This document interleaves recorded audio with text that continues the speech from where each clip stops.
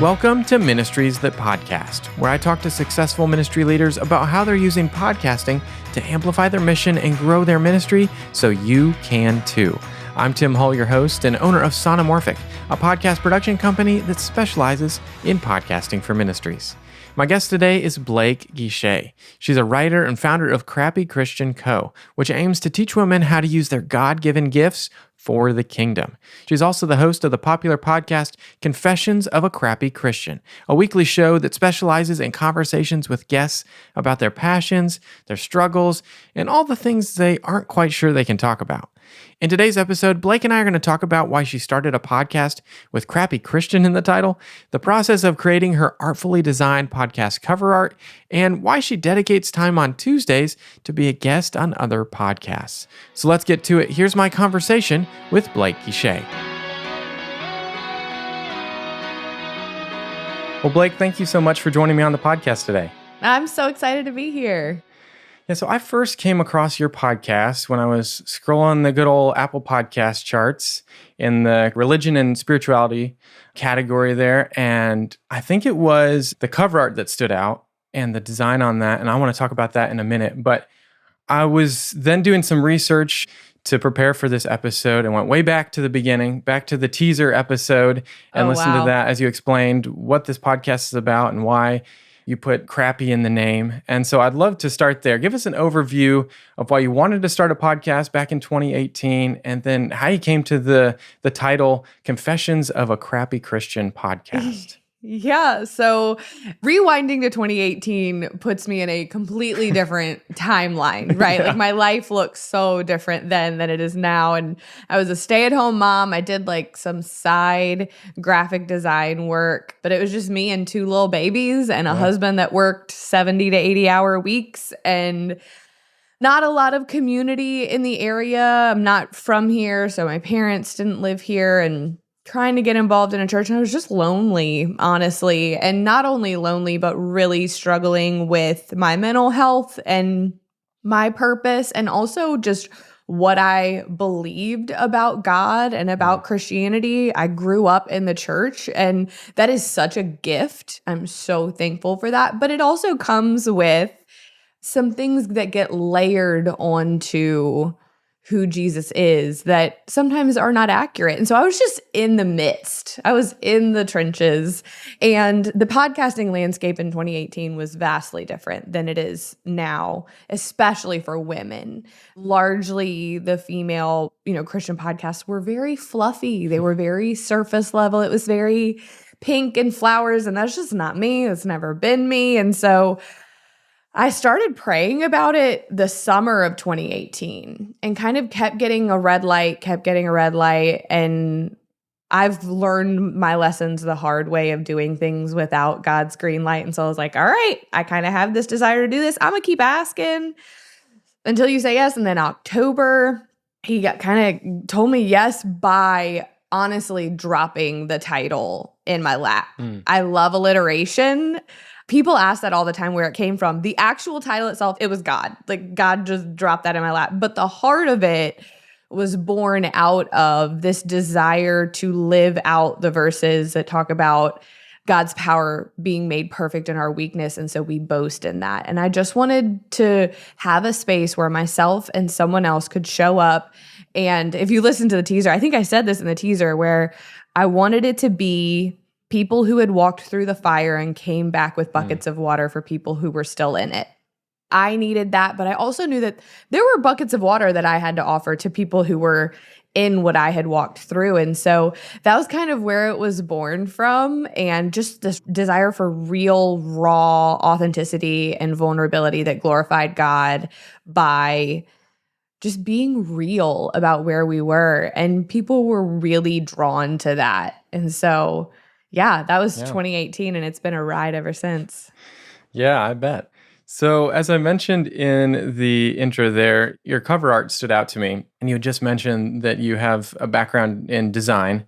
And so I'd love to know how the process of designing that and coming to that being the cover art. And so it's a black and white image with Blake hat on. You don't see her eyes. She's looking down, and the title is where her eye line is. And so go ahead, dive into that. I would love to know more about that. Yeah, so that picture, I did this really cool studio session with these incredible photographers out of New Orleans for my author photo. I have a book that came out in 2022. Yeah. And so this is the most recent, which I think that's been my cover since 2022. But I wanted, I wanted to be different. I'm not like all the other Christian female authors, which I totally am, but I just wanted it to be different. And so I did this really cool black and white. All of them are black and white and really studio. And when we got that photo, it's a husband and wife duo. And the wife was the one that said, this would make really cool cover art for your podcast. And I did a big rebrand that year. Even though I have a background in graphic design, everything had been very piecemealed together for the first 3 to 4 years because it was, my podcast started out of our guest bedroom closet with a $20 Amazon mic and my laptop on a dinner TV tray. And so everything was just kind of thrown together for a long time. And so in 2021, I was done writing my book, now in the process of marketing it. I was like, maybe I should get a established brand going. And so that's kind of where it was born out of. And I love it because I feel like it looks so different and obviously it stands out. So I love hearing that. That's awesome. Yeah. It's just so artfully done. And the typography too, with crappy Christian being kind of the main words that you're going to see in a glance. Yeah. But then when you look a little closer, you see confessions, you see your name below it. Yeah. So yeah, just super well done. Thank you. And you mentioned that you also wrote a book with the same title. And so I'd love to know too, over the years of podcasting up until that point, how did that culminate into you then writing a book? What was the relationship between the podcast and the book? Yeah. So I've always wanted to write a book. Since I was like a young girl, I've always loved to write. And so I got my start on the internet in blogging, the live journal days. I don't know if you're old enough for that, and so 2020, Tyndale came to me, actually. The podcast was so popular and my Instagram had really grown at that point. 2020 was a big year for, my online ministry. And so Tyndale came to me and asked if I wanted to write 2 books, actually. I signed a 2-book deal with them. And then when the first book came out, I canceled my second book because I was just like, okay, it was a great lesson in thinking you wanted something and then you get it. And you're like, oh, maybe I didn't want this. But the book is really an extension of the podcast, but the podcast is a lot of the time more focused on the guest, right?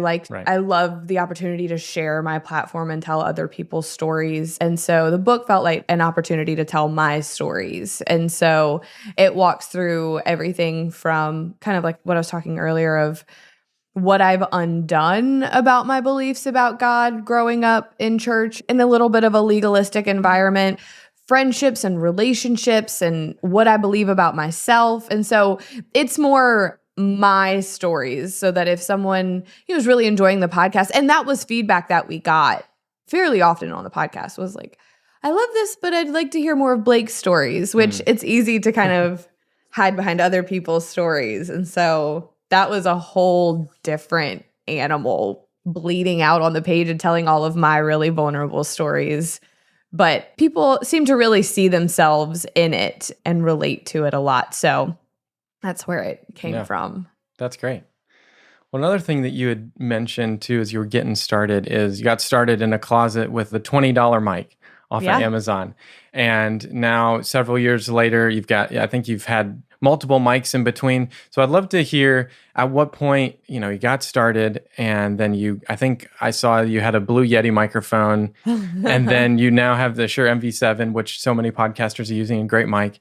What was the break point that you were like, okay, I need to upgrade my microphone? It was my producer, for sure. I'd probably still be riding with the Blue Snowball if I was left to my own devices, but I have the most incredible podcast producer who has kind of along the way encouraged, hey, let's try the Yeti. Let's see how the Yeti goes. And we did the Yeti. Plus, also the show itself becoming monetized was really helpful for that as well. Mics can be an investment. All the equipment is an investment. And so when it made sense, when a podcast isn't making any money, I coach women sometimes with podcasting. I'm like, please don't go in the red for your podcast, and So a $20 mic made sense for the $20 season, and a $50 mic made sense for the $50 season. I've just got the Shure.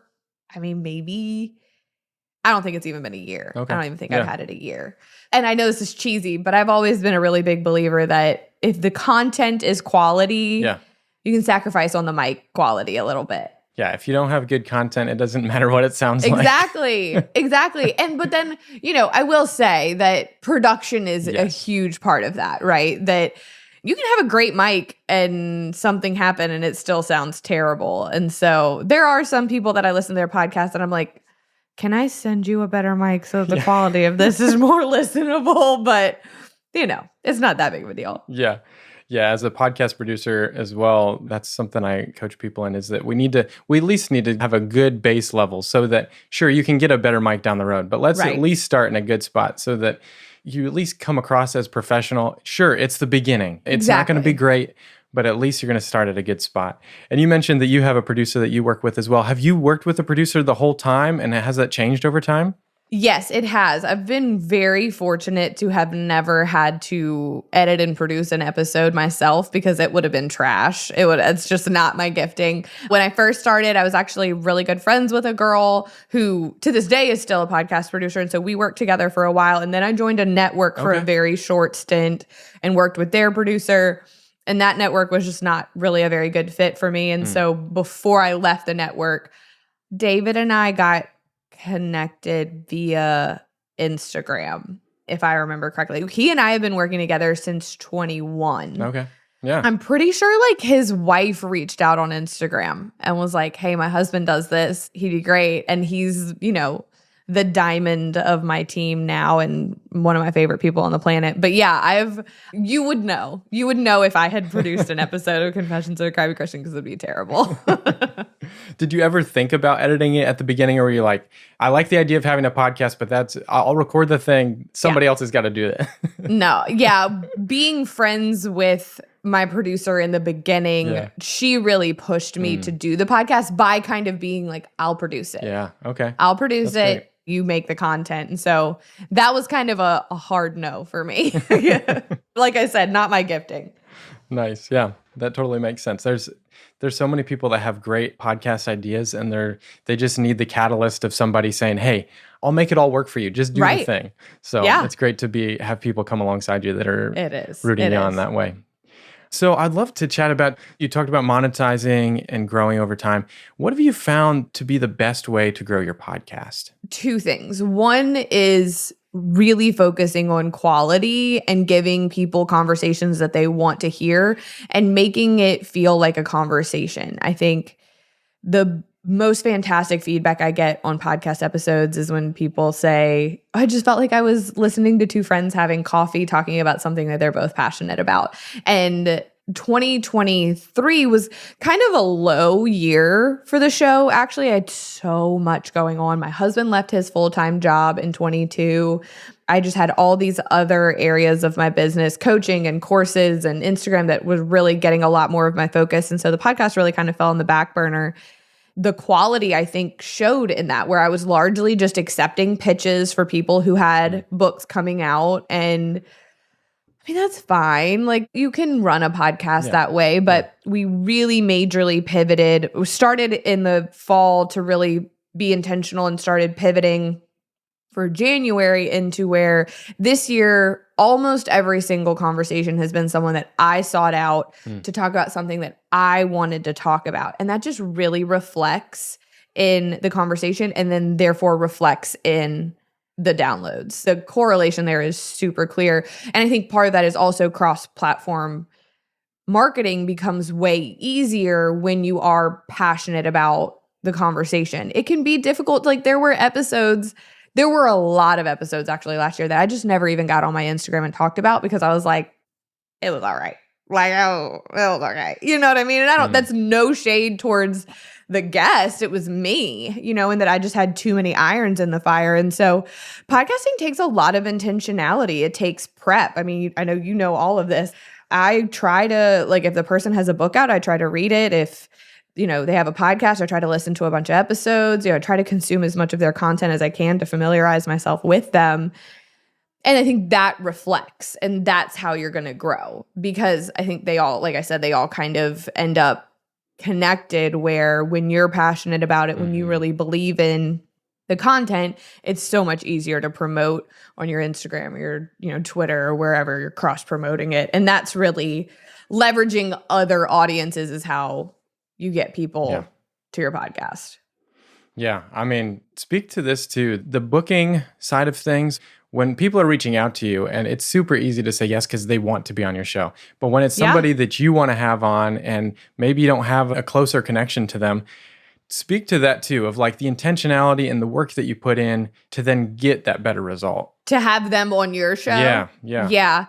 I mean, it's really easy to send a pitch because you just need to fill a spot or you just want to have this person on your show. But when you can send an email that is genuine, you're actually excited to have a specific conversation, and you can show that person that you're educated on them and their material, that this isn't just like you have a bunch of Instagram followers, so I want to have you on my podcast. I mean, because I can speak from both ends of that, right? I can speak from getting those pitches and sending those pitches. And we get a ton of pitches. And unfortunately, we do say no to a fair amount of them as far as people coming on my show, because I'm picky now. And getting a pitch that's just, hey, I want to come on your podcast. Okay, what do you want to talk about? What are you passionate about? Who are you? What are you about? But the ones that take the time and explain what they're about and what they have to offer my audience, those are the ones that I will stop and look at. And so that, that road works both ways. Yeah. You were talking about audiences and how, getting in front of other audiences is mainly how you grow a podcast audience. And so as I was booking our interview, Kylie, who works on your team, sent me over the Calendly link, and I noticed that pretty much every Tuesday you have dedicated time to be a guest on other podcasts. Yeah. And so I'd love to hear about the decision to do that and how that's been effective.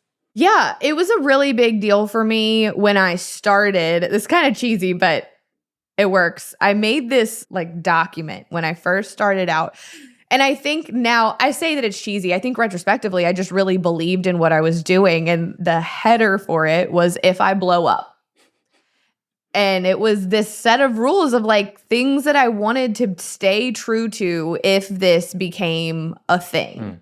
I had a lot of fear, honestly, that I was going to get too big for my britches. And I wanted as many things in place to keep me humble and grounded as possible. And one of them was I wanted to make as much time to be on other people's shows, however big or small they were, because I knew that my podcast would have never gotten off of the ground if people hadn't done the same for me. That my podcast started with 0 followers, 0 listens, 0 media kit. I had nothing to offer people other than, here I am. I really believe in this. I know that I'm a good conversationalist.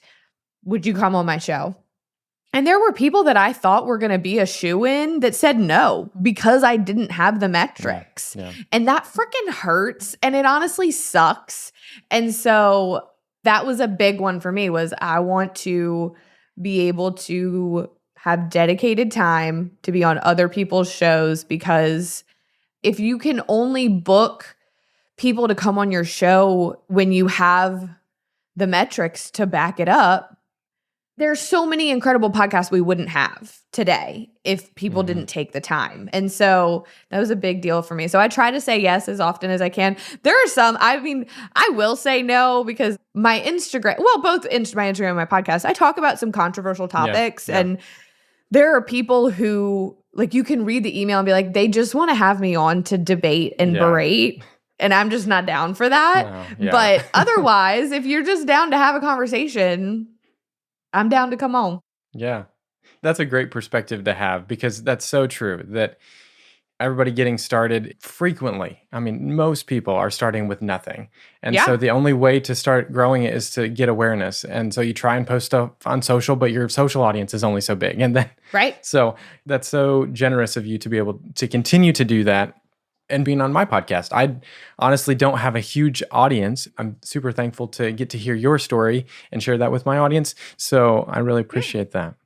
Same. Yeah, so I'd love to dive into the monetization side of things because Yeah. that takes time as you're growing the show. At what point did you start selling ads and making money with the show? I mentioned earlier that in 21, I joined a network for a really short, less than 6 months. And there's a lot there that was just not an ideal situation. But I started making like a couple $100 a month off of the podcast then. And that was the first, so that 18, 19, 20, that was 3 years in. Yeah. The metrics that brands want for a podcast to be worth it for them to advertise on are substantial. Like I have a course on podcasting. There is an entire lesson in it, and it's called like monetization reality check, because I want people to know that all these people that are out there telling you it's really easy to make money with a podcast are lying to you. Like they're liars. Like it's so much work. You have to have a bank of episodes. You have to have consistent downloads. And so I would say beginning of last year, we got on AdvertiseCast, which is one of these platforms that'll book, dynamic ads and also host read ads for you. It wasn't anything crazy. It was doing okay. It was like maybe covering production costs at this point, which I know I said earlier, don't go in the red for your podcast. My business was able to really easily sustain the podcasting course, the other aspects of it. And then June of last year, we had massive issues with dynamic ads with, I run a Christian podcast and I was having all these pride ads in my show and getting lots of feedback from my audience going, this is not cool. So we actually shut down dynamic ads entirely in June of last year and have been mostly just running it off of host read and this like very small window of like as many, I don't know what the word you would use, like controls on dynamic ads as possible, which means they don't put a whole lot. Like if you're telling them you can only put 3 different categories in your show, they're not putting a whole lot. Yeah. But then I actually just joined another network that is well established. I'm actually in the process of onboarding right now. Nice. So this year is the first year that we've had some forward motion. I've had some host read ads. It's made it a little more lucrative, but I'll be honest, I'm not raking in cash on my podcast by any stretch of the imagination. My hope is to continue to grow that because I love podcasting so much. It's my favorite platform. It's my favorite place to show up. For the time being, my Instagram is significantly more lucrative in that area. And so it gets a little bit more of my time and energy, but we're kind of trying to even those scales a little bit. I've been in it for 5.5 years and I'm literally just now getting to where it's making money to be worth focusing on making money, if that makes sense. Yeah. Yeah. One of the things that I thought was interesting, I was listening to one of the episodes and it had a localized ad, not just a dynamic ad, but like a Oakland nursery, which is like just down the road. Yeah. We'd actually just gotten back from being there, buying some flowers and stuff for our front bed. And I played the podcast because I was just going out to mow.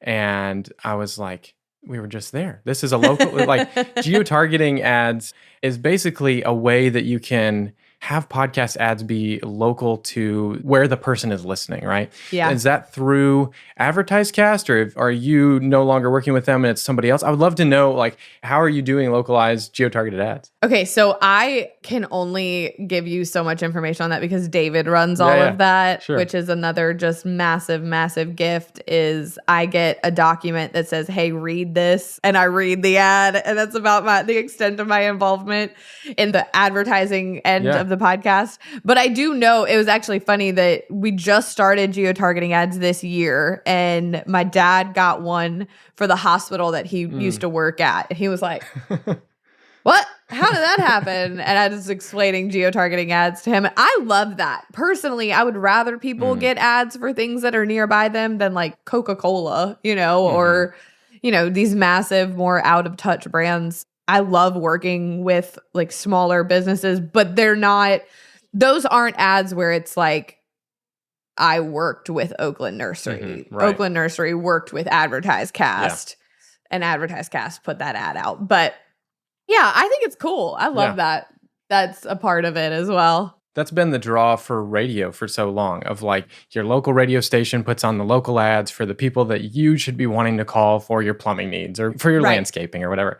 And so the technology is there for podcasting, but not a whole lot of people use it. So I thought it was interesting when I heard it that y'all are doing that. So good on you. Thanks. Good on David. Good on David for jumping in and doing that, because it takes some work to figure out how that all should work and whatnot. He's a wizard. I tell him all the time. Like, he's literally a wizard.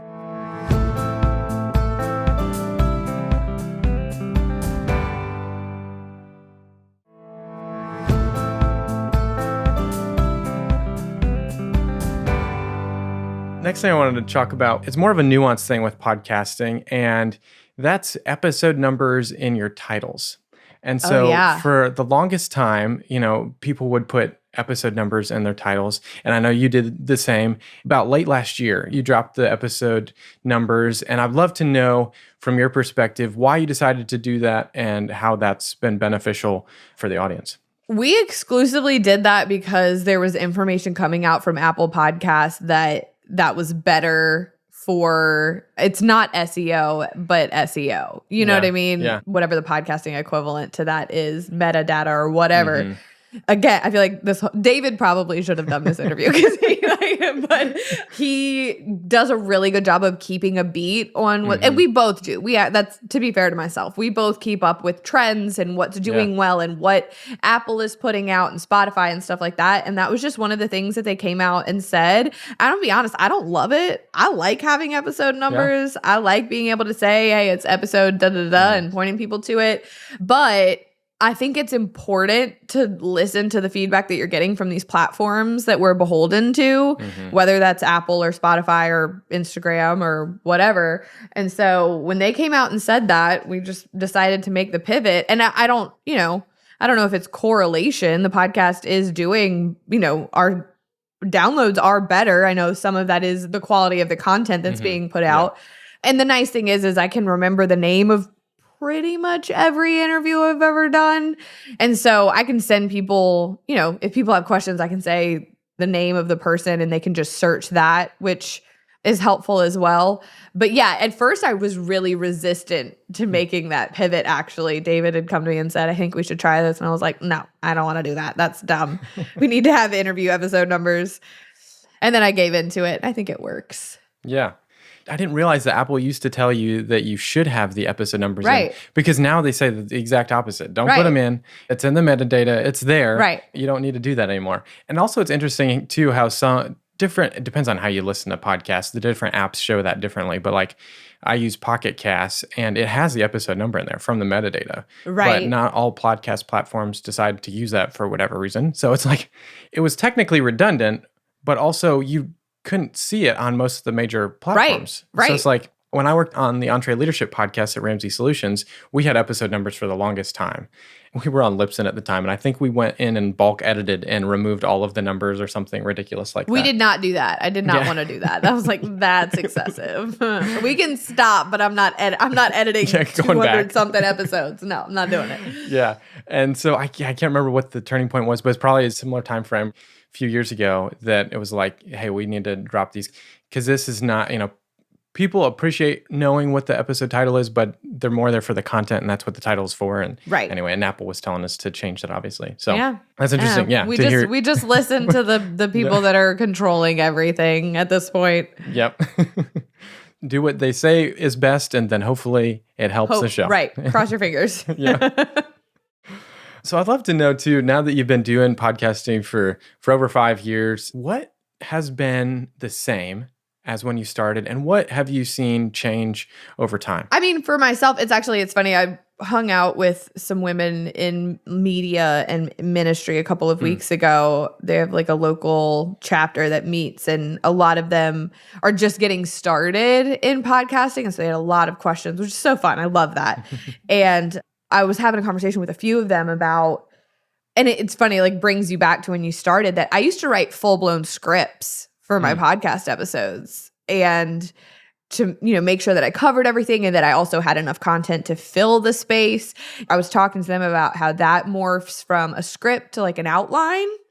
We have a bunch of bullet points to cover what you want to talk about. And then I was sitting here looking, this is my prep now for an episode is a Post-it note with 5 or 6 questions, because now I'm comfortable enough. And also I didn't have the time back then to really immerse myself in the person's content because I was chasing babies and running other parts of my business. And so now I have the time and the bandwidth to have a lot of understanding of what they are about or what their book is or whatever, that now it can just be really conversational. I would say that's the biggest thing that's changed for me personally. The landscape has changed so significantly. And there's so many more hard-hitting, talking about the real stuff female podcasts out there now. And I love it. I love it so much. I started my podcast because I wanted a podcast like that to listen to, and there weren't. And so now I have podcasts like that to listen to,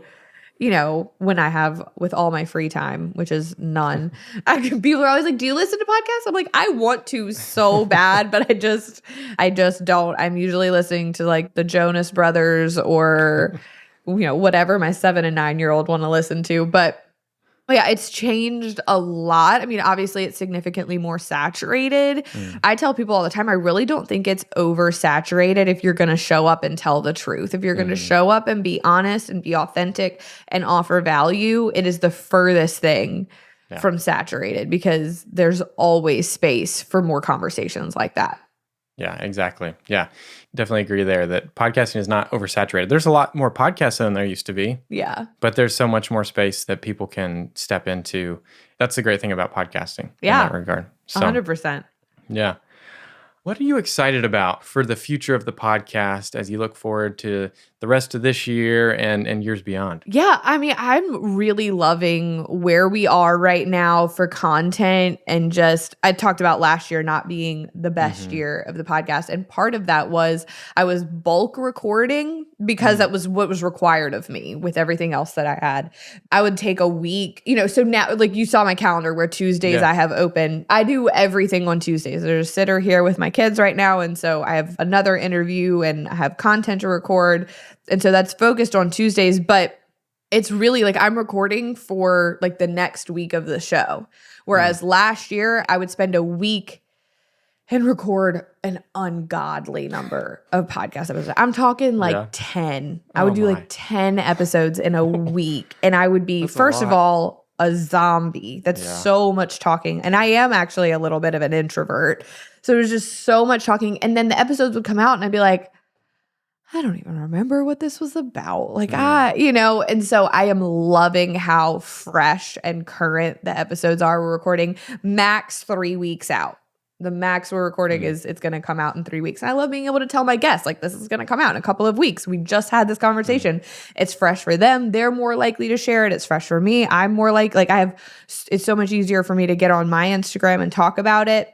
And so I'm loving that. I'm really excited about, I literally have my onboarding call for this new network tomorrow. And I'm really excited about like working with a team for that. My team is incredible. And we have kicked butt for the last 5.5 years. But there are definitely some areas of the podcast that could use some leveling up that's honestly just beyond our capacity. And so I'm excited to have access to people that are like kind of just on a different level in podcasting and see kind of where things can go from there. I want to try to maybe get into video, which we have never done because it's just such a massive undertaking. So there's a lot of potential for this next year, especially to just kind of see what's coming down the pipeline. Yeah, that's a good point. Video, I would love to hear your perspective on that. So you're not doing video right now. Yeah. What's your thought there? What are you hoping for and looking for with video? I love video podcasts. I said earlier, I don't listen to podcasts. The one podcast I listen to pretty consistently is Brooke and Connor Make a Podcast. I don't know if you've ever heard of them. They're very niche. It's a comedy podcast. And nice, yeah. I love being able to watch them. I will put it on my desktop when I'm working, and it literally feels like you're hanging out with them even more. And I know that we could accomplish that, with the content of the show, but it's just so much work. A podcast alone is enough work. Adding video to it is just a lot. And it's also expensive. It's an investment between equipment and, more manpower. That's a whole nother medium to edit. And we have a lot of requests for it. I mean, consistently we have people asking if the podcast is going to be on YouTube and if there's a way to watch it. And so I think that's the direction podcasting is heading, is people are kind of circling back to the old YouTube days and they want to be able to watch it or have the option to just listen to it on audio. Like Joe Rogan, I prefer to watch his episodes than just listen to them. Like I said, I think there's a high demand for that. I think it's the direction the industry is headed. I mean, I think we're honestly behind. I am behind on this just because I haven't had the ability to prioritize it. But I'm hoping to, in the next 6 months to a year, just kind of make that jump and start doing it because I think, like I said, I love it. I love it. And so I tell people all the time, I am the avatar for my podcast. That makes my life so much easier. And so I'm like, if I want this, then it's really likely that a majority of my audience wants it. So we should probably get the ball rolling on that. Yeah. And hearing from your audience that they want it too, like that's a great spot to be, okay, this totally makes sense. People want this. There's a desire for it. And it's not just like, I think it's a good idea, so let's do that.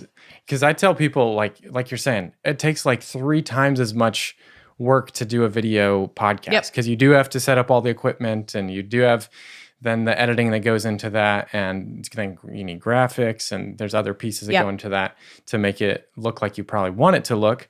But yeah, YouTube, I can't remember what the research report was, but not too long ago, they surveyed a bunch of people and what's podcasting? And so many people were saying that the stuff that's been on YouTube for a long time is considered a podcast, which wasn't necessarily set out to be that. Yeah. But then it's putting it on the same level as these other podcasts that have also been around for a while, or new podcasts.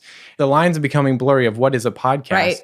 And the discoverability, as you probably know, on YouTube is huge. Yes. And so being able to jump in there and getting thrown up in the algorithm, just like you would on social media, is a huge piece of that. That's why for my podcast, and I also tell my clients that even if you don't publish a video episode on YouTube, at least do a graphic with the audio, because then at least you're getting in there. Yep. And if people happen to listen to it, great. But then it just sits there over time, and YouTube will do what it wants, and you do shorts and do other things just like you would on social platforms, and hope that people listen. But yeah, then when you step it up to video, then it's a whole nother level. It is. So, it's a whole different beast. Yeah. Well, that's cool. I hope that for your sake, since you're wanting to do it and your audience wants to do it, that ends up materializing. Thanks. Yeah, I know the work that goes into that, and I think you're in a good spot to be able to pull that off. So, yeah, I hope so. Yeah. All right, well, let's jump into the high pass segment where we ignore the lows and I ask you about some of your favorite things. So first one, what's your favorite topic to talk about right now? Lately, I've really enjoyed having conversations with people about the supernatural and the Holy Spirit, just because it's so individualized, but also so corporate, right? We all have, as believers, right? We all have this, however small or large, understanding of it. And I'm in a season right now, for the first time in my 35 years of being a Christian, honestly, really jumping into that and understanding more about it, because I grew up in an environment that didn't really prioritize that. And so I think I'm just personally obsessed with hearing other people's stories about what God's teaching them and what the Holy Spirit's revealing to them and how they're seeing God in real life. That's kind of bled over into a lot of the podcasts and a lot of, content that I'm putting on Instagram. And then also it's an election year and I talk about politics. And so there's a lot of that going on right now as well, of just trying to educate people about what's actually happening. Gotten to have some heavy hitters on the show that some of them are like drinking out of a freaking fire hose. I'm like, this is not an interview. This is a dissertation, but I love it. Like, go ahead. So I would say those two things for sure. That's great. Nice. What's one of your favorite stories from a listener about how the podcast has impacted their life? We got an email, this was a couple months ago now, I think, of someone who had just moved to like a new place and was feeling really isolated and really lonely. I think had young kids, which that alone, right? I can see myself in why I started my podcast is same, right? And that she like went to a church event and was feeling really awkward and met somebody. The other person listened to my podcast as well. And so they were able to kind of connect over that because there is a little bit of an understanding. If you listen to Confessions of a Crappy Christian, you're like, oh, we're like people. Yeah. Okay. Like Yeah. we get each other, you know, and they've like become friends far beyond anything the podcast could offer them. But that was just kind of their original connection point. I was like, that is literally why I started this, was because I felt alone and isolated in my stuff and I didn't have anybody else talking about it. And so to give people that space to connect with one another, it's just cool 5.5 years later to be like, it really is still stuck to the original heart of why I started. Yeah, that's cool. What's your favorite content creator that's in the same space that you enjoy, or if there's a video podcast or something like that or anything else? I really love Natalie from Raised to Stay. She's largely on Instagram. She talks a lot about how the church can be better while also really loving the body of the church. You know, she's not somebody that's just out there like, church sucks, you know, but she's speaking to people who have been hurt by the church while still welcoming them and encouraging them into it. And then honestly, we just became a homeschool family. And so I am listening to a lot of homeschool podcasts, Read Aloud Revival and 1,000 Hours Outside. And those are the two that I listen to the most. Nice. Those three, and then Brooke and Connor make a podcast, which is not in my genre at all, are the four that I try to keep up with pretty consistently. That's great. All right. So as we close, what's your best advice for somebody that's thinking about starting a podcast this year? What would you tell them? It sounds like you do this on the regular with coaching. What's the advice that you find yourself continuing to give to people as you're coaching them? It is consistently, you have to be really clear and confident and rooted in why you're doing this, why you're doing it, who you're talking to, and the value that you are offering them. Yeah. I tell people all the time that it's a crazy statistic, like 70-80% of podcasts don't make it past their 8th episode. And the only reason for that is that, outside of extenuating life circumstances, is that you didn't have a clear enough vision for where you were going. Because if your why for starting a podcast is, I want it to blow up and be really popular, that's a really terrible reason to start a podcast. Like, terrible. Because the only podcasts that blow up overnight are the ones that are started by people that already have large platforms. You are going to start small. And if you are committed to a vision and a belief in something that you want to offer people, it won't matter if your podcast gets 1,000 downloads or 100 downloads in the first week. That will allow you to keep going. I fully attribute that to why I've been able to be consistent and stick with it and grow it to the place that it is because the reason that I started the podcast in 2018 is the same reason that I make the podcast in 2024. Yeah.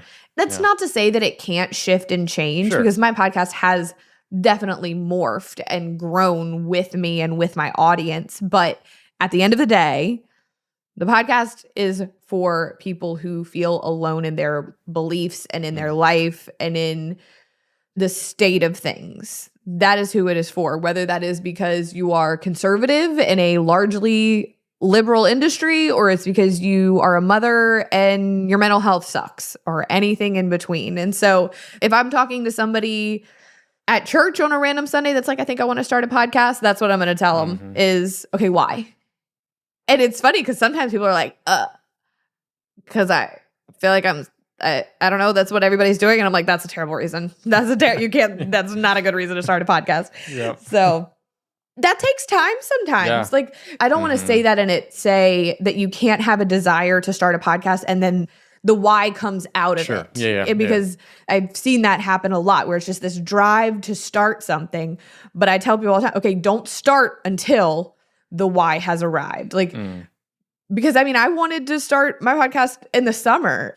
God didn't give me the open door to do it until he did, because I needed to get clearer and I needed to drill down to who I was talking to and why I was talking to them. And so I think that's so important. And I think a lot of people miss that. And then that's why the podcast flops. I want more podcasts because I think everybody has an incredible story to tell the way only they can tell it. So I'm like, do the intentional work in the front end so that you can do the hard, like good work once you've gotten started. Exactly. That's great advice. Well, Blake, thank you so much for taking the time to be on the podcast today. I really enjoyed our conversation. Me too. Thank you for having me. This was great. I really enjoyed my conversation with Blake and hearing about her decision to dedicate time to be a guest on other podcasts, no matter how big or small they are, because her podcast wouldn't have gotten off the ground if other people didn't do the same for her. I mean, it's a really generous and wise way to approach it. Generous because she's helping smaller shows get exposure that aren't helping her as much as it's helping them, and then wise because she will still continue to grow her audience by getting in front of other podcast listeners. You can listen to Confessions of a Crappy Christian podcast with the link in the show notes. Well, that's going to do it for this episode of Ministries That Podcast, produced by Sonomorphic. If you enjoyed today's episode, text it to a friend or share it on social media. Together, we can help more ministries grow and thrive through podcasting. And if you haven't already, follow or subscribe to the podcast so you don't miss out on the next one. And leave a 5-star review while you're at it. Now come back in 2 weeks to hear my conversation with Darren Tyler. He's lead pastor at Conduit Church in Franklin, Tennessee, and host of Conduit Church Podcast. Darren and I are going to talk about starting the podcast back in 2008, why they have 2 podcasts in one, and then the decision to start publishing video episodes just less than a year ago. Well, until next time, keep encouraging your audience as they follow Jesus.